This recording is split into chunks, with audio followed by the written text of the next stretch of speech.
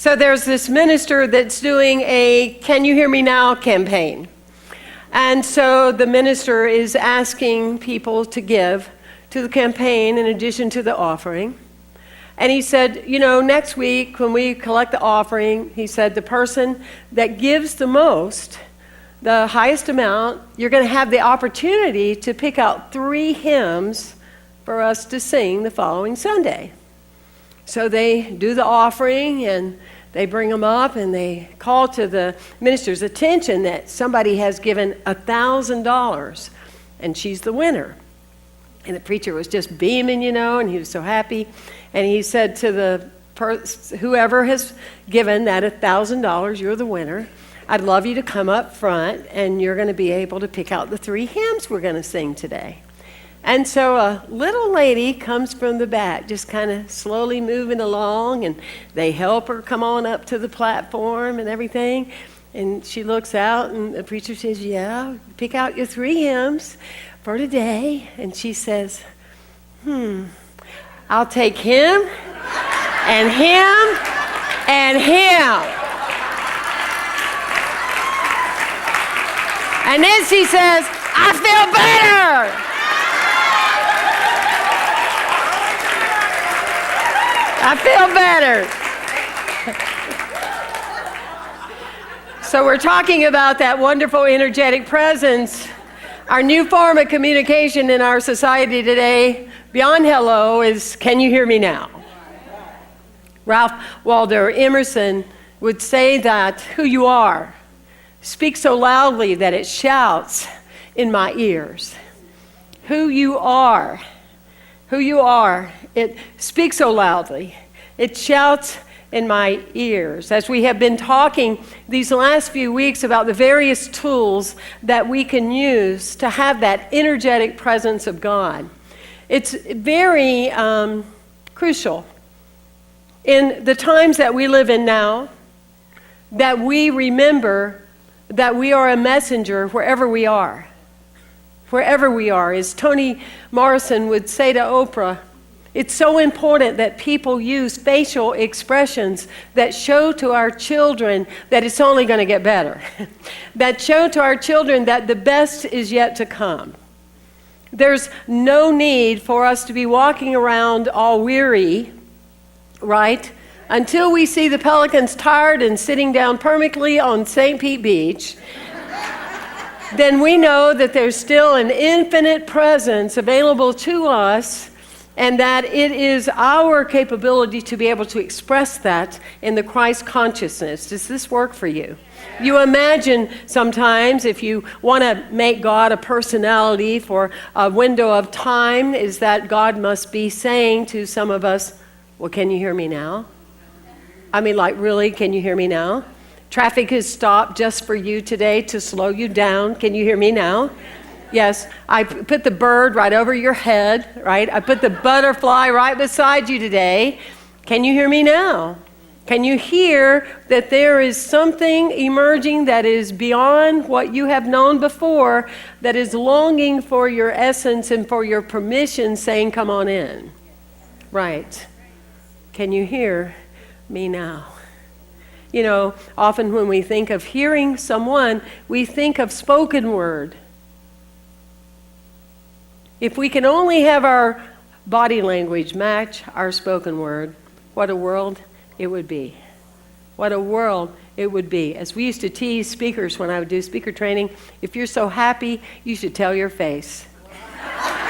It's like long overdue. I'm sorry. It's like long overdue. You know, it's like, put it on up there.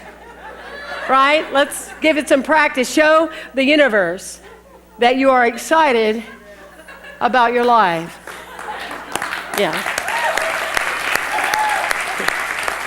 A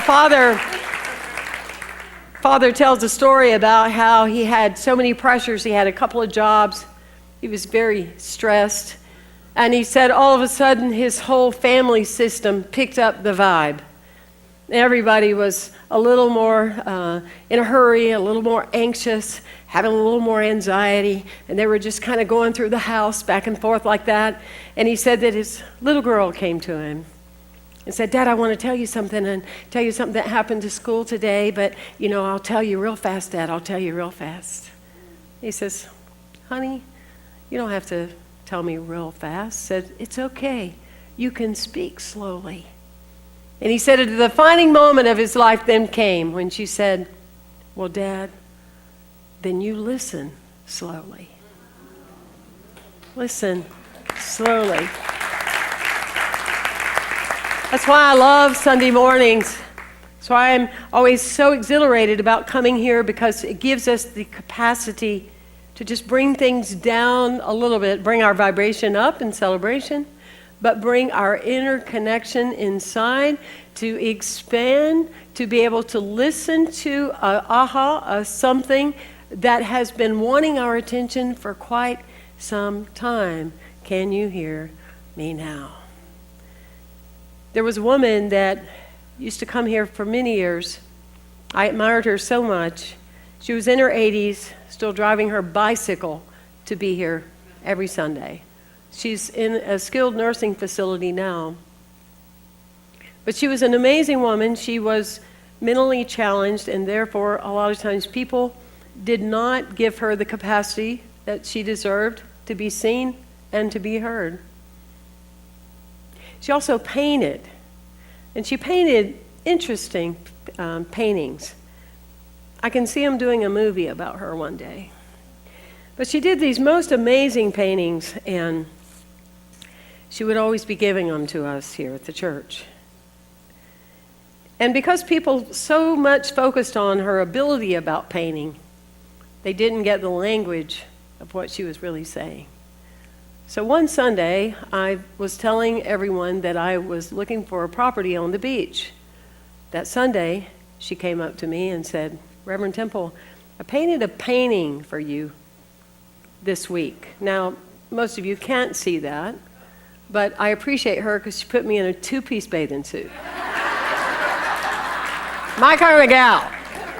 And I'm at the beach, and BB's over there just relaxed and hanging out by the picnic table. One Sunday, just out of the blue, I had no intention of talking about this whatsoever, but I started talking about the power of nature and about what it was like for the first time to witness a mother turtle that's the size of a hood of a car come up on the beach to lay her eggs, and how powerful that was. And she came up to me after the service that day and she said, Reverend Temple, I painted a picture for you this week, and it's me holding a big turtle. You can't make this stuff up. I lost one of my puppies, one of my Yorkies, and it happened on a Saturday night, so I was a mess that Sunday. I don't even know what happened that day, but we got through it, and Spirit through me got through it. And she came up to me and said, I painted a painting for you this week. It's a picture of a dog. Now, doesn't look like the dog that I had then that died. It looks like the dog that a year and a half later that I now have. Can you hear me now? There is such a keen ability to listen and to impact.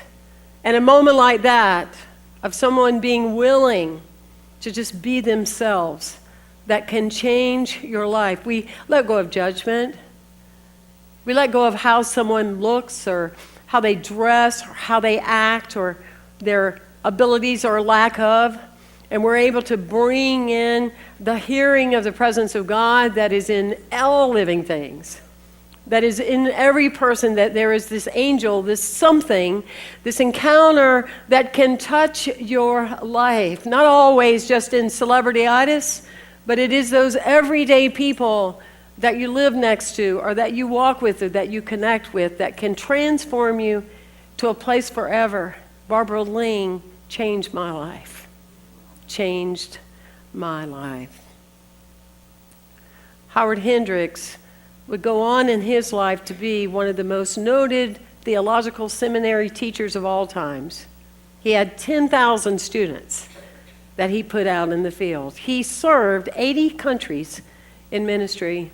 And he said when he was in the 5th grade that his teacher said, Howard Hendricks, you are the worst student I ever had.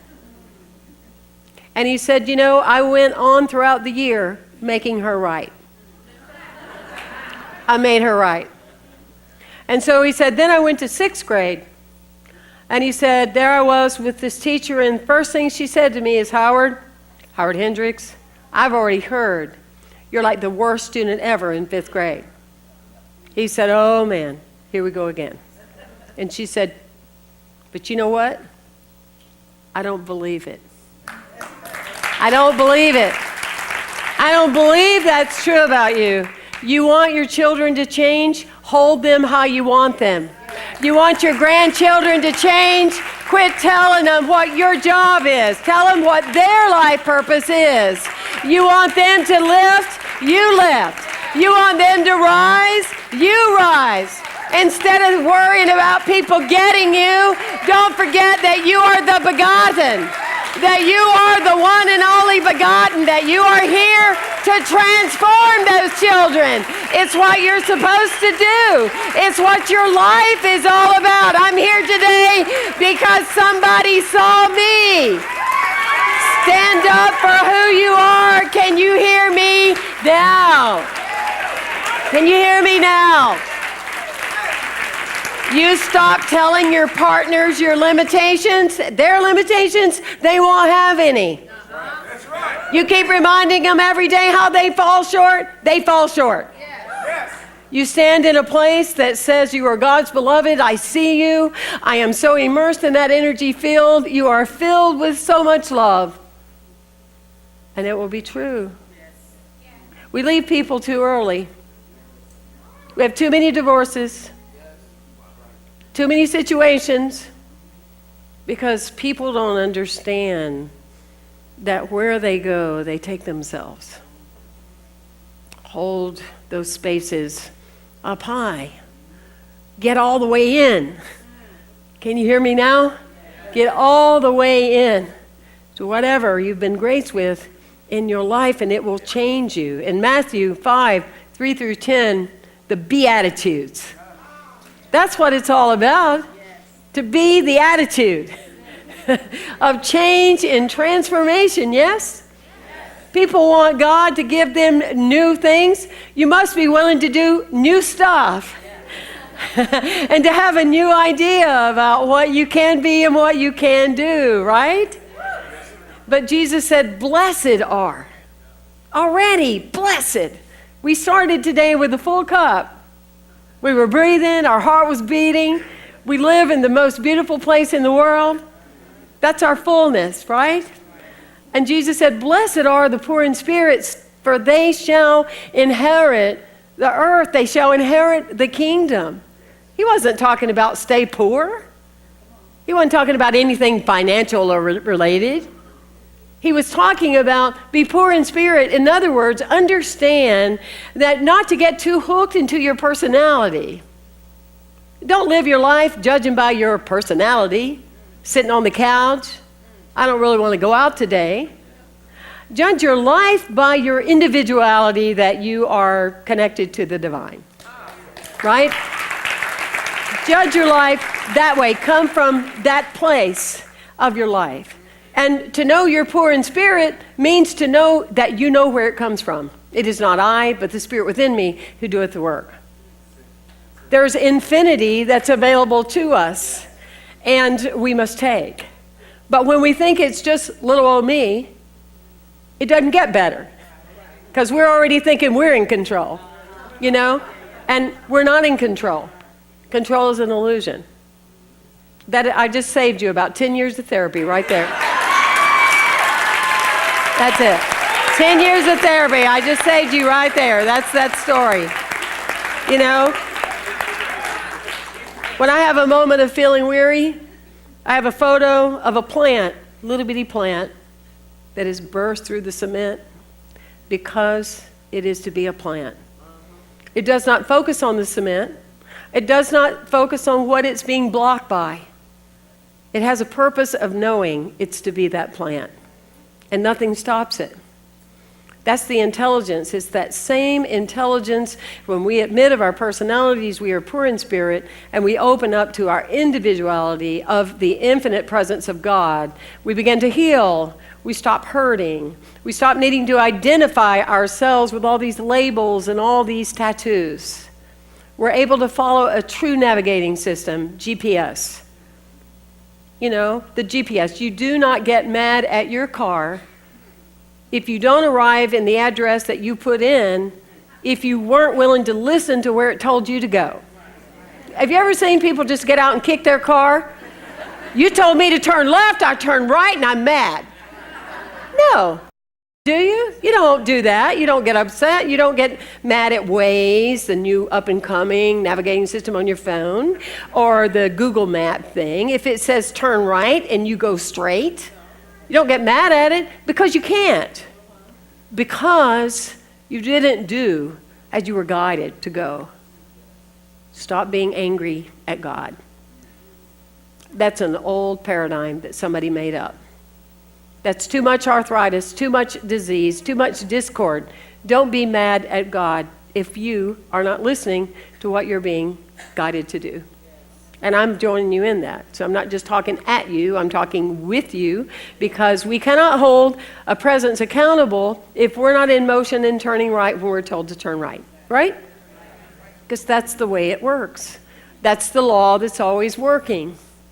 And so it's in that space of consciousness. It says, you know, like if somebody says to a flower, oh, flower, what's your purpose? I mean, you just make these beautiful flowers year after year after year. What's your purpose? And the flower goes, I'm here to be beautiful. I'm not here thinking about my purpose. I'm here to be beautiful. I'm the river. Somebody says to the river, what are you doing? You know, what's your purpose? And the river's like, I'm just here to be a river. We spend too much time thinking about what our purpose is. We're here to be ourselves. We're here to be us. We're here to be who we were created to be. That creates an energy of connection rather than one of separation. Because there's so many purposes going on around up and down this street. Just pick one. Just pick something, right? And move. Well, in closing, I want to share a story about a guy. He represented the Department of Water Resources. And so it was in Alberta, Canada. And he went to this farm, and he told the farmer, he said, you know, he said, I need to look over your property because I need to look at where the water is allocated. And the guy says, the farmer says, well, that'll be all right. But over there in that field, you don't want to go there. Can you hear me now? You do not want to go there. And the man said, sir, I represent the government. Okay? And he said, Ann, let me tell you something. With this card, I can go anywhere I want, anytime. All right? No questions asked. Are we clear? And the farmer looked at him and said, well, sure. Just go right on. So the farmer goes about his business, and in a minute, he starts hearing this guy just screaming because the bull in that field was running right behind him. And so here he goes, you know, he's going at it, and he yells to the farmer, help me, help me. And the farmer says, show him your card. Show him your card. Can you hear me now?